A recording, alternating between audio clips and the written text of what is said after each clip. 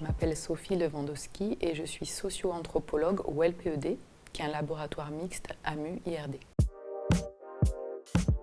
Ma petite question, c'est mais qui est-ce qui décide des savoirs qu'on apprend à l'école dans les différents pays du monde? Tout d'abord, à l'école, on n'apprend pas de la science.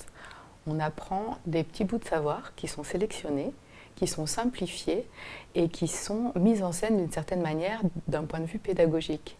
Donc on apprend des savoirs, des savoir-faire, des savoir-être et toute une série de normes sociales. Alors qui décide de ça?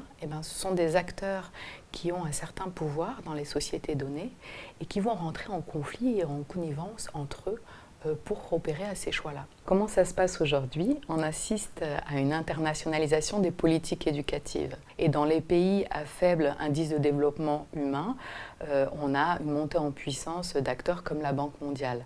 Donc il y a une forme de standardisation, de recherche de bonnes pratiques et en même temps, on a des différences de contenu scolaire et de pédagogie dans les différents pays qui existent. Ces contenus et ces pédagogies varient en fonction d'un certain nombre de critères. Par exemple, la prégnance d'acteurs religieux. Au Sénégal, les confréries mourides jouent un rôle important dans le développement de l'enseignement arabo-islamique. On peut avoir aussi des influences selon les caractéristiques du gouvernement, s'il est plus ou moins conservateur, plus ou moins démocratique. Par exemple, dans la Bolivie de Evo Morales, on a eu des programmes scolaires qui étaient très originaux sur la nature, avec du biocentrisme, très valorisant pour les cultures indigènes. Et en même temps, au fil des années, on a vu se développer le culte de la personnalité. Parallèlement à ces programmes officiels, on a dans ce même pays des associations et des écoles privées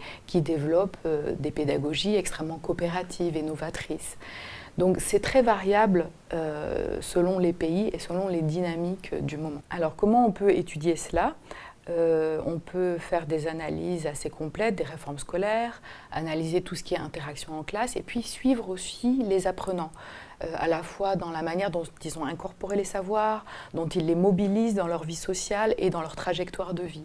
Donc concrètement, moi je passe plusieurs années dans les pays que j'étudie et je m'appuie aussi beaucoup sur les statistiques des pays et sur les archives pour avoir une certaine profondeur historique. Tout cela permet d'avoir une idée des types de sociétés et de modèles de sociétés qui sont développés dans chaque pays.